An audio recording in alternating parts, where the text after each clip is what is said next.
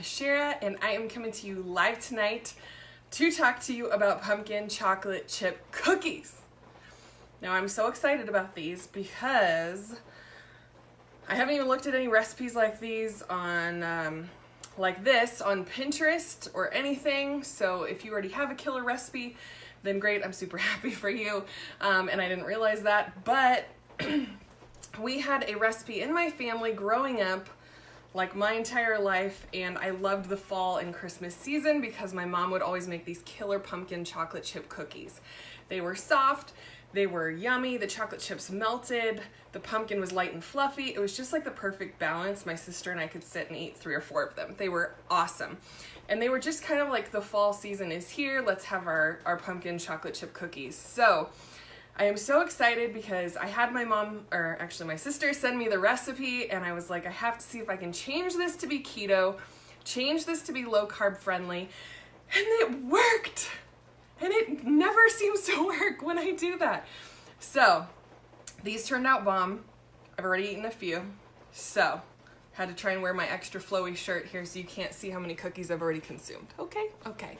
But I don't know if you can see how good these look. My classy paper plate we got going on, but look at them. They are the perfect thickness. They are soft. These are soft anyway, regular recipe or keto recipe, so be prepared for that. They definitely, I'll explain that, they need a few extra minutes to cool and kind of set up. But so many cookie recipes I have tried. Hey, what's up, you guys? Drop in the comments where you're watching from. We're gonna get this rolling right along here. A lot of keto cookie recipes I've tried, depending on which sweetener you use, they burn. Like even if the cookie's still soft, it burns in the oven. And so these stayed soft.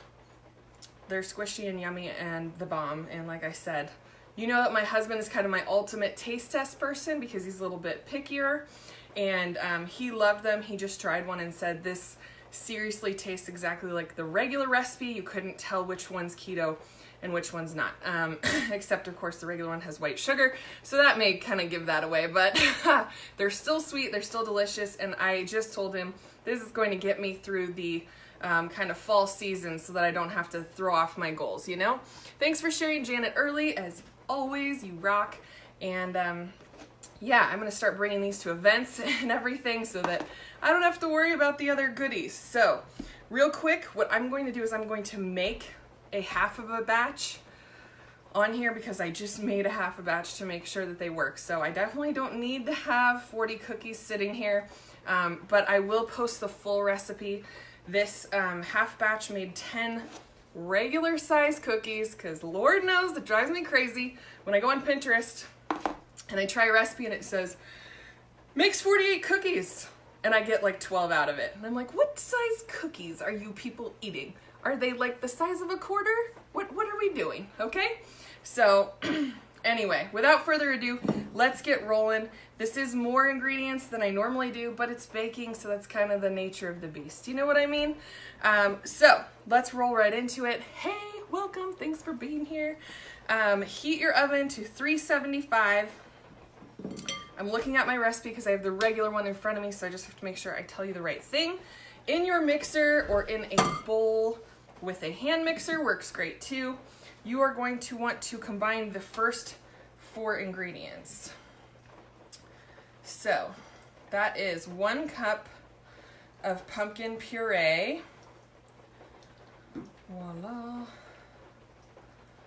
I've been making pumpkin milkshakes every night on keto, and now I'm gonna make pumpkin cookies, okay?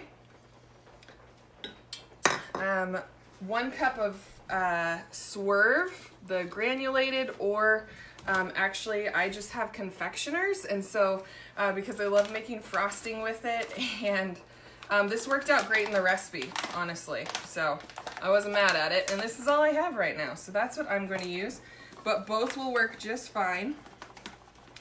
Like I said, I'm just gonna make half on camera, a half batch, but I'm telling you guys the full size recipe. And of course I will type it up as soon as we're done here. I just had to hop on real quick and share this with you.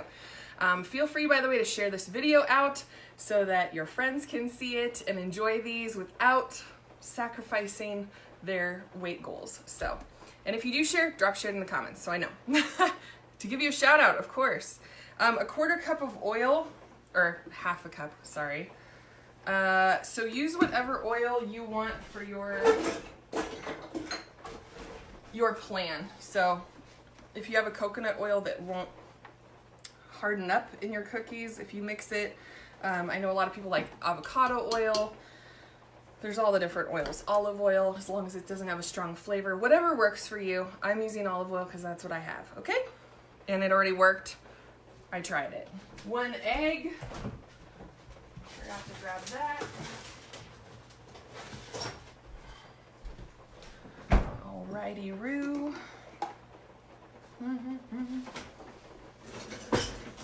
How's your day going, everybody? It is currently raining here. So this seemed like the perfect day to bake cookies. That's just kind of, I don't know. Does anyone like to do that? As soon as the weather gets cool and it feels like fall, it's like, oh my gosh, let me bake all of the things. Thanks for sharing, Tina Coleman and Michelle DeHappert. I hope I didn't butcher your name, but I appreciate you. I'm gonna put 1 egg in. I'm just doing, half batch, I told you guys, okay? There we are. Okay, so that's the first 4 ingredients. That's all you're gonna put in your mixer. La la la. Raining and sunny. Crazy Texas over there. Okay, so get this so it's fully combined in your mixer or with your hand mixer, whatever you have. And then in a separate bowl, if you can't see what I'm doing, feel free, you can swipe the comments one way or the other and they will disappear. 2 cups of flour. So I used almond flour. If you're gonna use coconut flour, just be sure to have HALVE the amount of almond flour, okay? Because it absorbs way more moisture, and I haven't tried it with coconut flour. I'm sure it would have a coconut flavor, but if you can't do the almond flour, I would definitely try it. Thanks for sharing, Joanne Langiel. Thanks for sharing, Janie Garcia. Yes, my hands already. I love you. Okay, flour's in here, almond flour, 2 teaspoons of baking powder. I swear, I just had all of these spoons out. But I have to turn the lights off in here so you guys can see me, and so then everything gets dark. And so I'm like, where are my teaspoons? Okay. 2 teaspoons baking powder goes into here. 1 teaspoon of cinnamon, which I also forgot to grab. Garlic is not gonna work. I definitely would not want garlic in my pumpkin cookies. Thank you for sharing. You guys rock so much. Melly Garcia, Mandy Foster, and Kim Major. Woo! You ladies are on fire, and I appreciate you. Okay, 1 teaspoon of cinnamon is going in here. It smells like fall for sure. 1/2 teaspoon of salt. Of course, I'm using pink Himalayan salt.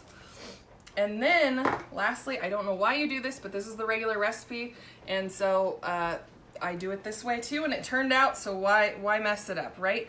In a separate little dish, do 1 teaspoon of baking soda dissolved in 1 teaspoon of milk. For this, I used almond milk to kind of keep things, of course, keto-friendly, unsweetened, of course.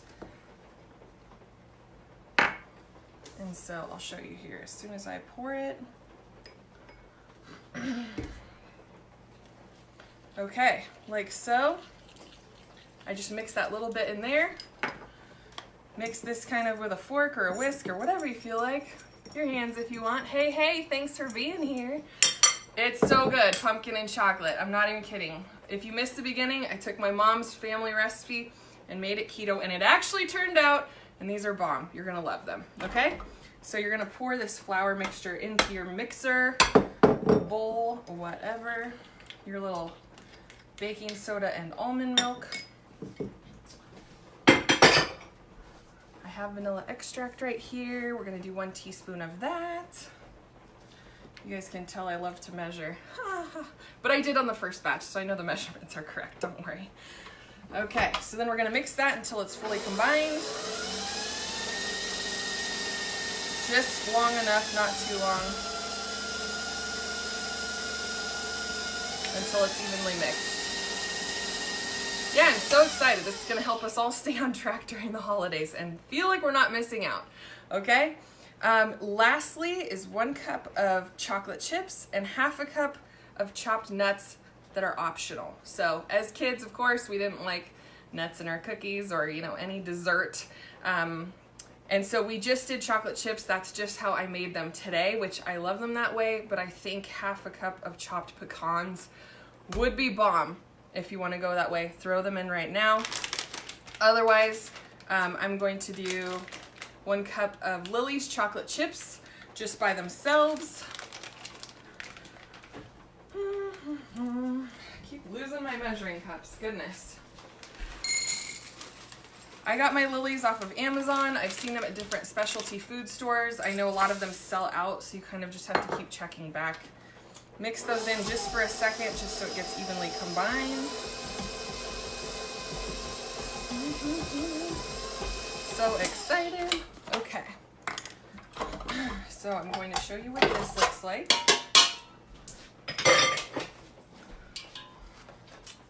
Voila. Okay? This is how your dough is supposed to be. This is how it turns out on the regular recipe with regular flour. It is more of a damp, wet dough, as it were, compared to like chocolate chip cookie dough or something like that. Don't worry, you didn't screw it up. You have made it correctly, all right? That's the way it's supposed to be. Even on the bottom of the old recipe, it says do not overbake. That is crucial because they're supposed to stay kind of soft and fluffy, just like these, right? They're just a little bit, you know, on the edges to hold the cookie together, and then the chocolate chips kind of melt with the pumpkin. Perfect, okay? So I wanted to show you these. These just came out of the oven before I started the live. For more of them, I just have parchment paper on a pan. I'm gonna take those off of there, of course. And then just make however many kind of dollops of dough. Leave them at least 1 inch or 2 apart because they will expand, like so. I remember my mother making them kind of taller lumps of dough, so it came out kind of like a dome-shaped cookie, like so.